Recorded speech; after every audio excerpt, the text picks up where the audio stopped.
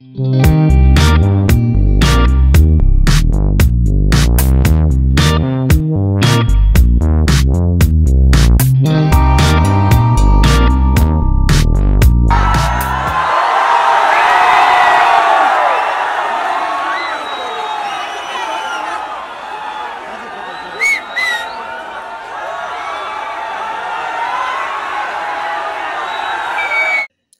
নিয়ে নানা মুনির নানা মত।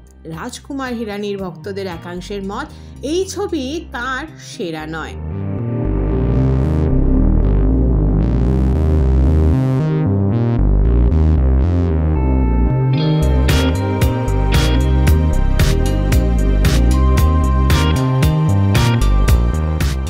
শাহরুখ খানের ফ্যানরাও বিভক্ত, তারাও সবাই খুশি নন। ছবি মন জিততে পারুক না পারুক, বাদশা কখনো ফেল করেন না।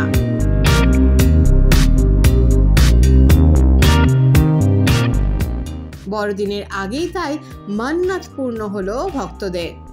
ব্যালকনিতে এসে যখন হাত ছড়িয়ে দাঁড়ালেন বাদশা, আরবের বুকে তখন একের পর এক ঢেউ ছলাৎ ছলাৎ করছে। বান্দ্রার রাস্তায় তখন জনসমুদ্র।